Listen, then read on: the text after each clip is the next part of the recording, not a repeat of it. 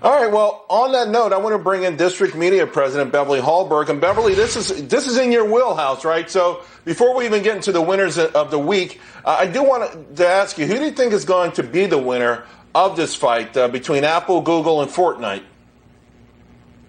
Yeah, it really is going to depend on what happens on August 27th. As was just mentioned, that is when the Season 4 of Fortnite comes out and Apple users will no longer be able to access it. So the question is, are these fans going to be so upset with Epic Games for making this decision? Or are we going to find that the fans understand the decision and other companies are going to follow suit, follow Epic Games, and also put pressure on Apple? So I think it depends on if anyone joins Epic Games in all of this. But I will say this, I love the ad. It's quite the ad. It was a great ad, but Beverly, that was a punt on your part. Come on now, give me a winner. Epic knew that they were going to be booted. They had the ad ready to go. They knew that these guys are called down to Congress recently. They know there's a pushback against big tech. They took a shot. You know right now in your heart of hearts, someone won and someone lost today. Look, I'm going to go with Fortnite on this just because they have such a big following when it comes to their games. They also clearly have a great ad and marketing campaign. So I think young people are going to follow Fortnite on this. And here's my hope. Here's what I'm going to say is the winner, Charles. There's a lot of discussion about George Orwell's 1984 book, the classic. I'm hoping that young people pick up the book and realize that's something they should pay attention to. Great segue. That's why you're the best. Okay, Google. They're getting sued by Epic. We know that. But I think they're also the winner of the week because of something completely different. They're helping to save the whales, right? The Wall Street Journal reporting that they've gotten very creative with artificial intelligence, and it's helping these ships and these orcas coexist.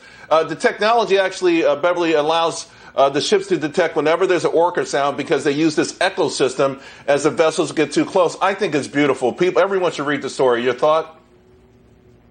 Oh, I love this so much. And by the way, one point on this, you do have this company working with regional authorities. So we're also talking about a private-public partnership to figure out how to work with ships and vessels and also keeping marine life safe. I love it. This is what innovation leads to.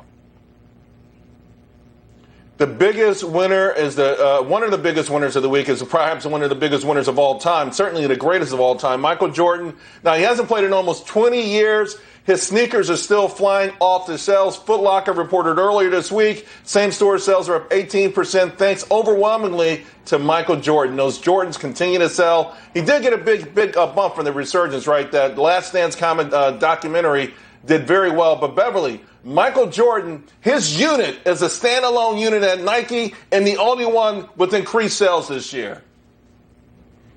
Yeah, well, The Last Dance, as you just mentioned, that documentary was a huge boost for this. By the way, it was my favorite TV during the pandemic. People should watch it. It's amazing. But here's the other reason why I think this is a standout, Charles. You had talked a few weeks ago about having your meetings via Zoom with staff. Even though people wear that suit and that coat and that dress waist up, I think a lot of people are in shorts and yoga pants waist down, and I think they're just wearing their Air Jordans along with it. So I think that's also the reason for the bump in this. I know whatever it is, man, he's got the magic touch. Beverly, you have the magic touch too. Look forward to talking to you next week. All right. Thanks so much.